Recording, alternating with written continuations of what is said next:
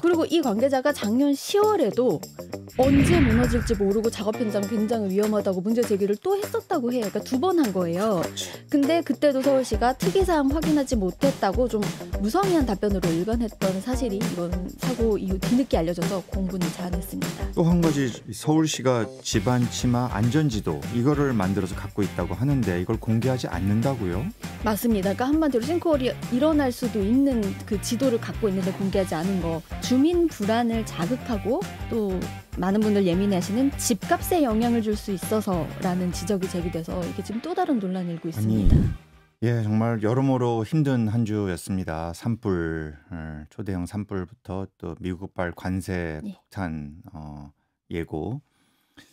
게다가 또 지난주 서울에서 땅꺼짐 사고까지 생겼어요. 네. 정말 희생자 유족분들에게 심심한 위로 말씀을 전하면서 얘기 시작해야겠습니다. 예, 오늘 첫 번째 주제입니다. 내가 발 딛고 있는 땅이 언제든 꺼질 수 있다면. 말씀하셨지만 이번 사고는요, 특히 사고 영상이 그대로 전해져서 많은 분들이 가슴 아파하셨어요. 월요일 저녁 퇴근길에 그 통행량 많은 도로에서 그런 일이 생길 거라고 누가 상상이나 했겠습니까?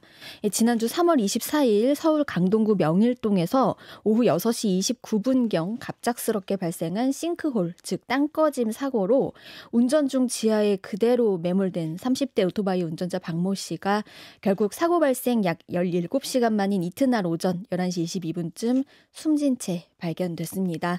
이게 무려 6차선 도로 중에서요, 중앙선까지 넘어서 4차선을, 4개 차선을 아우르는 진짜 큰 원 모양의 싱크홀이 발생했어요.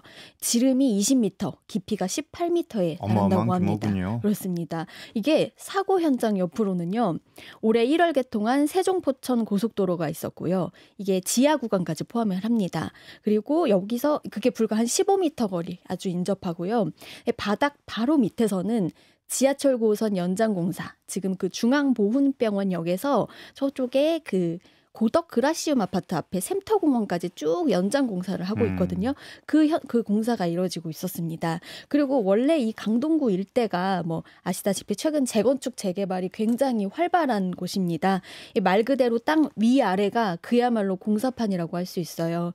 여기다가 지금 노후 상수도관 파일 문제까지 겹쳐서 좀 사고 원인이 굉장히 복합적일 수 있다, 이런 관측이 나오고 있습니다. 예, 산불도 마찬가지입니다만 인명 피해는 막았어야 하는 거 아닌가, 이런 지적이 나오고 있어요. 맞습니다. 이거 전조 증상이죠. 관련 후속 보도 쭉 보면요, 우선 사고 시기하고 가장 가깝게는요, 사고 발생하기 바로 전날에 그 밑에서 지하철 공사하던 현장에서요, 이게 굴 모양으로 땅을 이렇게 파는 공사를 하다가 갑자기 물이 흐르는 걸 발견을 해서 인부들이 급히 대피하는 일이 있었다고 해요. 그러니까 땅 밑에서는 알고 있었어요. 뭔 일이 일어나고 있다. 근데 알려지지 않은 겁니다. 위에까지 공유가 안 된 거예요. 그리고 또 사고 나기 한 달 전에요, 이 지하철 공사 참여했던 관계자가 붕괴 사고 우려한다는 민원을 서울시에 제기를 한 사실이 CBS 노컷뉴스 단독 보도로 이후에 알려졌습니다. 이 관계자가 지하철 9호선 4단계 연장 사업 109 종점 터널 구간이 붕괴 위험이 있다, 이렇게 지목을 했는데 정확히 사고 발생 지점 바로 그 밑입니다. 그래요. 그 관계자 뭐라고 했냐면 그 구간이 안반층이 없대요. 단단하지가 않은 거예요. 그런데 인근 지역이 뭐 주택과 차량 통행이 많아서 토지에 가해지는 압력이 많다고 해요. 이러면 붕괴 우려가 있다, 이렇게 민원을 넣었는데 서울시 답변, 안전성이 확보된 상태로 설계했다, 이런 원론적 답변을 굉장히 간단하게 달았더라고요. 결국 현장 점검을 안 했다는 얘기네요. 그렇게 보여요. 이런 식의 민원에 대해서. 예, 그리고 이 관계자가 작년 10월에도 언제 무너질지 모르고 작업 현장 굉장히 위험하다고 문제 제기를 또 했었다고 해요. 그러니까 2번 한 거예요. 그렇지. 근데 그때도 서울시가 특이사항 확인하지 못했다고 좀 무성의한 답변으로 일관했던 사실이 이번 사고 이후 뒤늦게 알려져서 공분을 자아냈습니다. 또 한 가지 제가 이 서울시가 집안 치마 가능성을 1에서 5등급으로 분석한 집안 치마 안전지도 이거를 만들어서 갖고 있다고 하는데 이걸 공개하지 않는다고요? 맞습니다. 그러니까 한마디로 싱크홀이 일어날 수도 있는 그 지도를 갖고 있는데 공개하지 않은 거. 이번 사고 계기로 지적되고 있는 문제입니다.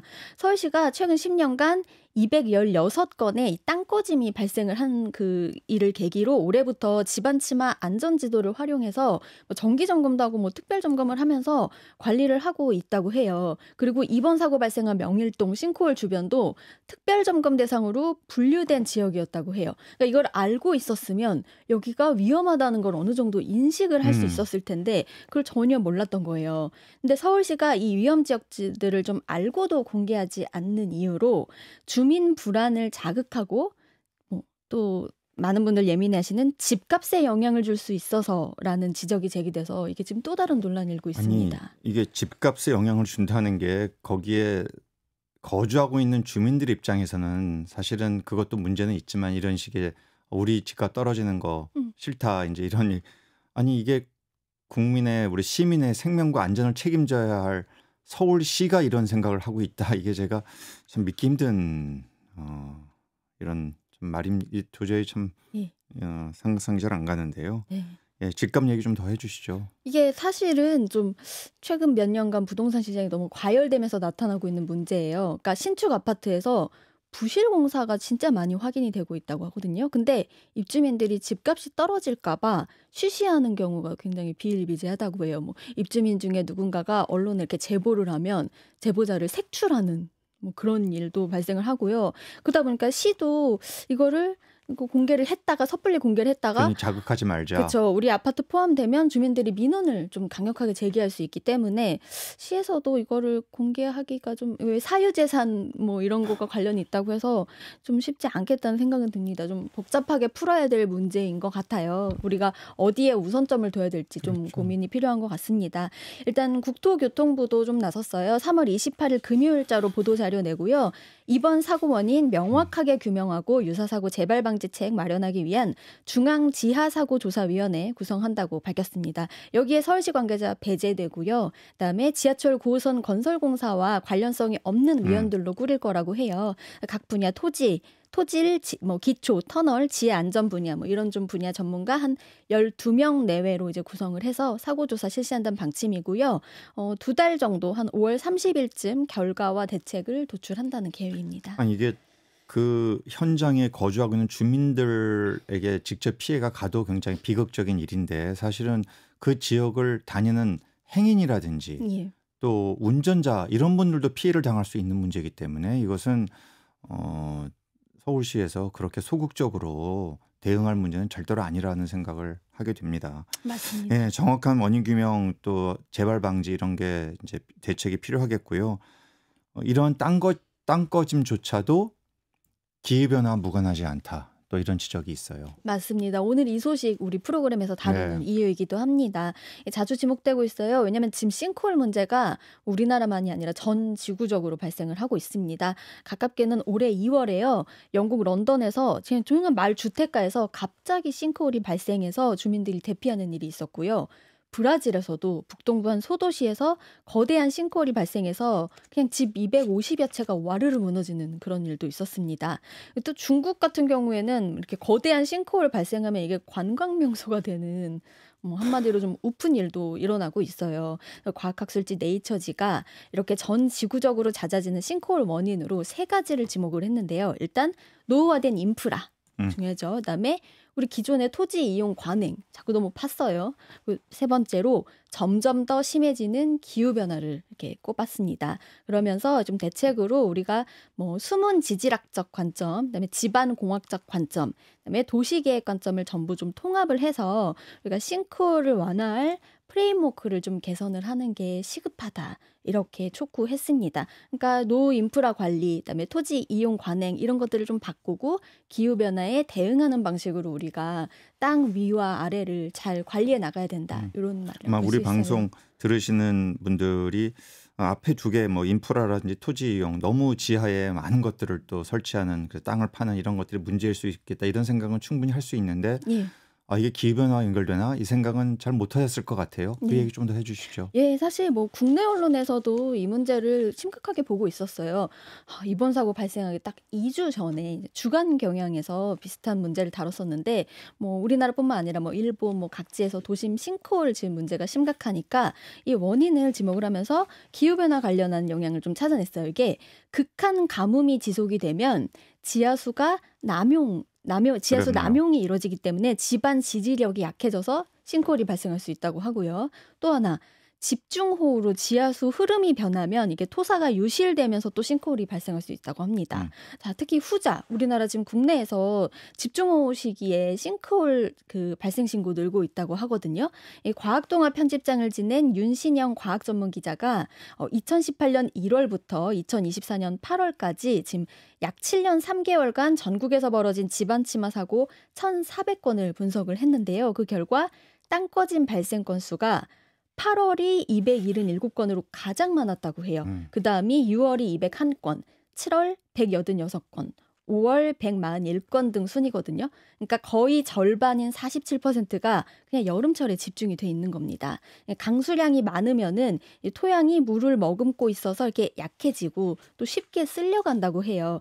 그러면 지하에 구멍이 형성되기가 쉽다고 뭐 합니다. 충분히 말씀을 들어보면 아 그럴 수 있겠다는 생각을 하게 되네요. 그렇죠. 네. 그다음에 또 큰 비가 내리면은 노하수관 손상이 되게 쉽게 일어나는 경향이 있다고 합니다. 이거 주목을 해야 돼요. 최근 우리나라 여름철 보면은 기후 변화 때문에 강수량 자체도 늘고 있지만 더 중요한 건 한 번에 강력한 비가 그냥 막 쏟아붓듯이 몰아치는 스콜성 폭우 되게 잦아지고 있잖아요. 자, 싱크홀 대책 단단히 준비해야 된다는 의미입니다. 그래요. 너무 이런 상황, 이렇게 기후변화가 정말 우리의 삶에 전방위적인 영향을 미치는 상황에서 너무 우리가 아직도 개발, 특히 또 음, 땅 및 지하 개발에 너무 몰두하고 있는 게 아닌가 이런 생각을 또 안 할 수가 없는데요. 네. 뭐 철도 지하화, GTX, 동부 간선도로, 심지어 어느 정치인은 또 경부고속도로 지하화 얘기도 아마 예. 했던 기억이 나요. 네네. 이런 그 땅 밑을 파는 SOC 사업 계속되는 거 이거 어떻게 보십니까? 예, 그래서 안 그래도 이게 좀 우려가 있지 않나 싶어서 국토부 관계자에게 문의를 해봤는데요. 네. 일단 국토부 관계자는 이제 과거에 조성된 이 지하 인프라 같은 경우에는 주로 한 2, 30m, 지하 2, 30m 깊이에 이제 집중이 돼 있고 우리 새로 하는 뭐 철도 지하와 GTX 이런 사업 같은 거는 지하 50m 대심도에 조성이 되기 때문에 그러니까 층이 달라서 뭐 이론상으로는 문제가 없다. 뭐 이런 설명입니다.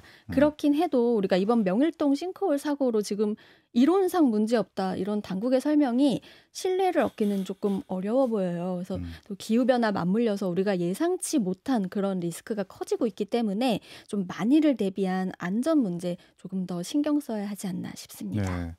네. 절대 이런 일이 생기면 안 되겠지만 저처럼 지하철을 타고 다니고 늘 걷는 입장에서는 이런 문제가 진짜 남의 일이 아니다. 맞습니다. 어떤 상황에서 누구에게도 닥칠 수 있는 비극이다. 이런 생각을 하게 되네요. 예, 오늘 말씀 여기까지 듣겠습니다. 지금까지 CBS 최소영 기자였어요. 고맙습니다. 감사합니다.